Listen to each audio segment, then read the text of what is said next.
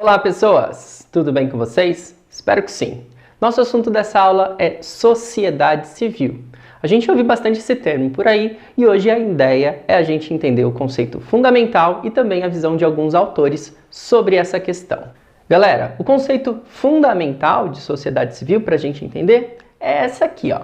O que é? Conceito que descreve um estado no qual as pessoas estão em condições de viver com algum tipo de conexão entre elas. Tá? Então, eu tenho aqui a noção de que nós somos um grupo de seres humanos, de indivíduos, que em algum momento se colocam em condição de viver próximos uns dos outros, de viver coletivamente. E a gente vai ver que essa transição, ela vai ser, para alguns autores, considerada algo bom, algo bacana, e para alguns autores traz consequências negativas nesse processo. Então a gente vai ver que o movimento fundamental aqui é a saída do estado de natureza para o estado de sociedade civil. Para alguns autores esse termo em si não vai se aplicar diretamente, mas eu vou falar quando chegar lá neles, tá? Vamos dar uma olhada nisso aqui. Para John Locke, é importante que nós tenhamos a noção de que há liberdade e igualdade tanto no estado de natureza quanto na sociedade civil, né? Só que no estado de natureza eu tenho uma liberdade e uma igualdade que contém, que provoca conflito. E eu preciso passar para uma sociedade civil onde eu tenho sossego, onde eu tenho a paz para viver coletivamente. E isso vai acontecer através de um contrato que as pessoas vão firmar, no qual elas vão abrir mão de parte da sua liberdade para conseguir buscar essa paz e esse sossego comum, ok? Essa é a ideia fundamental. Então esse contratualismo ligado especialmente às leis, o contratualismo constitucional, digamos assim, de Locke, vai estar na base dos governos, da formação do Estado e etc. Para Rousseau, a abordagem já é diferente. Num primeiro momento, no estado de natureza, nós vivíamos coletivamente em liberdade, ok? Mas era uma liberdade pré-social. Nós, de acordo com Rousseau, não somos construídos para viver em grandes sociedades, como nós nos organizamos hoje, né? Nós somos construídos para viver em comunidades, em grupamentos menores, numa relação muito mais próxima com a natureza. Nesse momento, nós somos até amorais, no sentido de que nós não somos nem bons nem maus, mas nós conseguimos viver bem, porque somos inteligentes, e vamos reagir em alguns momentos com violência, baseado nos nossos instintos de preservação e baseado apenas nos instintos de preservação daquilo que realmente importa para a gente continuar vivendo. Então, era uma vida, vamos dizer assim, possível de se levar dentro desse estado de natureza, sob o ponto de vista russoniano, né? Não haveria grandes problemas, não haveria grandes conflitos. Esses problemas e esses conflitos, eles vão surgir, de acordo com Rousseau, a partir do momento que há a propriedade privada, né? Aquela célebre frase, um dia uma pessoa colocou uma cerquinha e falou que aquele pedaço de chão era dele, ninguém achou ruim e começaram a fazer igual, e a partir desse momento, os problemas que agora a sociedade passou a enfrentar se tornaram muito mais complexos, muito piores, muito mais estruturais, né? Então ele está falando de uma sociedade que se funda na exclusão, uma sociedade civil que se funda na exclusão, que se funda no problema. Então Rousseau, ele é extremamente crítico à própria concepção basal da nossa sociedade. A sociedade civil, para ele, vai guardar dentro de si um conflito latente, ok?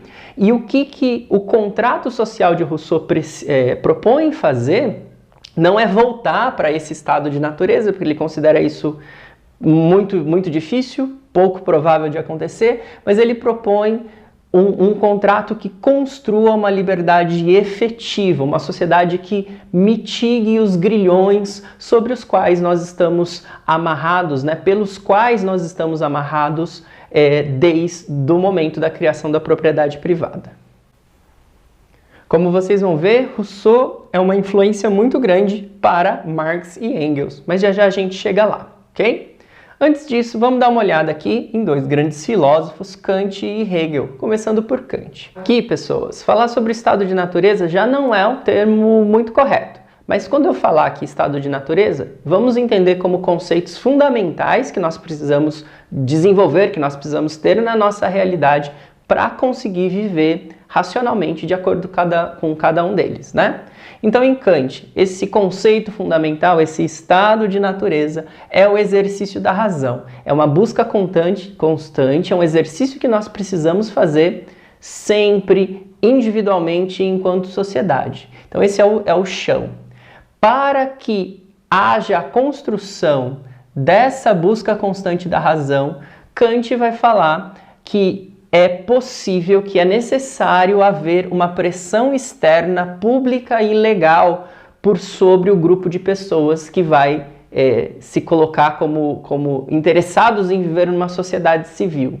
É preciso ter essa criação de um poder que aplique-se a todos de uma maneira igual, racional, para levar as pessoas a exercer a razão, porque senão a gente acaba sempre ficando lá na minoridade, não agindo racionalmente. Nós precisamos migrar para a maioridade. Lembrem-se lá desse conceito da deontologia de Kant.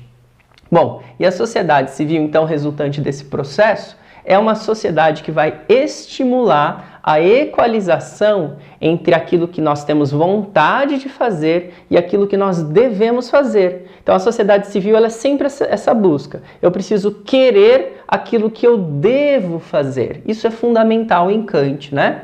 E o indivíduo ele vai se colocar então justamente como um fiscal da razão na sociedade. Nós precisamos sempre buscar lembrar as pessoas que estão ao nosso redor que é a razão que sempre vai permitir que nós vivamos em grupos grandes de pessoas, que nós consigamos achar pontos de encontro entre milhares de pessoas que vão se colocar a viver juntas. Esse é o norte da sociedade civil para Kant.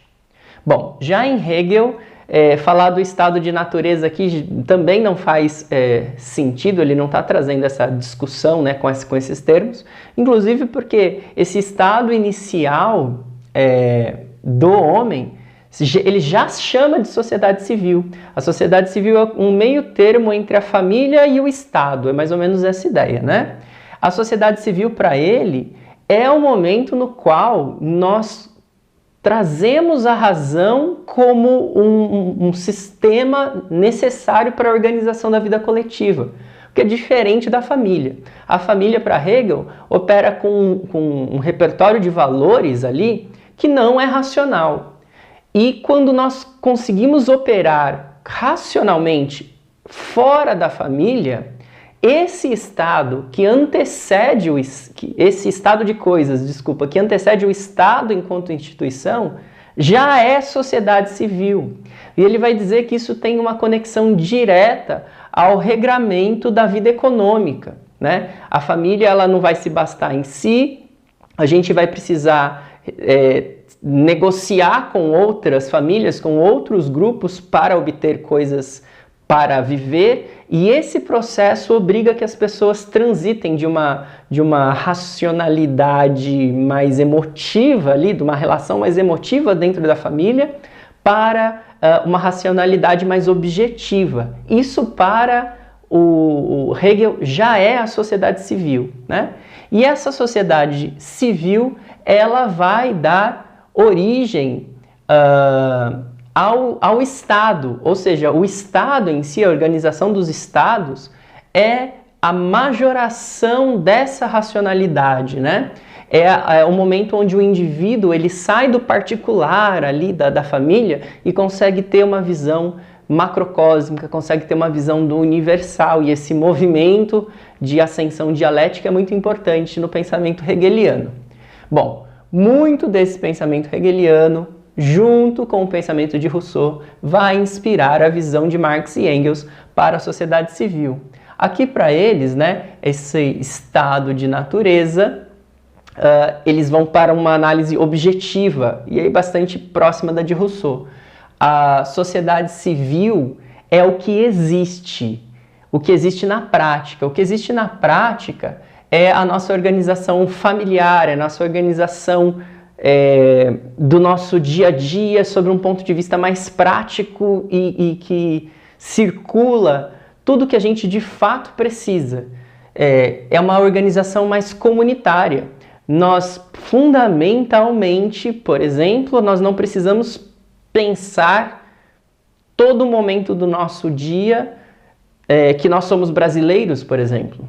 Né? Muito do que está no nosso dia a dia, comer, morar, ir comprar alguma coisa ali no mercado, comprar uma camiseta, todas essas coisas são resolvidas sobre um ponto de vista muito menor do que o ponto de vista nacional.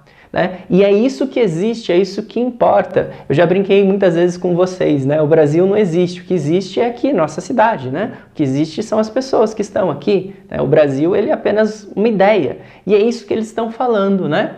A sociedade civil factual, estrutural, que é objetiva, é essa sociedade, vamos dizer assim, comunitária, ela é estrutural. Depois da Revolução Francesa, né, majoritariamente, tem-se a criação do que a gente chama de sociedade civil, mas para Marx e Engels, falar de sociedade civil significa falar da criação de alguns valores, por exemplo, sou brasileiro, certo? Que na verdade servem para que eu continue dominado com relação aos valores e às minhas práticas econômicas. Então a sociedade civil aqui para Marx e Engels, ela é uma questão puramente superestrutural, portanto no mundo das ideias, e ela vai se colocar, vai existir para manter com que eu me manter, por exemplo, pagando imposto. Porque eu vou me colocar enquanto brasileiro e uma das coisas que me regulariza enquanto brasileiro é pagar imposto. Mas não necessariamente eu precisaria resolver as coisas que o imposto me remunera pagando os impostos. A gente poderia ter uma outra organização social. Isso porque, para Marx, né, essa superestrutura mantém essa sociedade civil em posições determinadas que favorecem as classes dominantes. Essa é a ideia básica aqui para Marx e Engels. Continuando o pensamento na linha marxista, né, tem uma inversão aqui feita por Gramsci.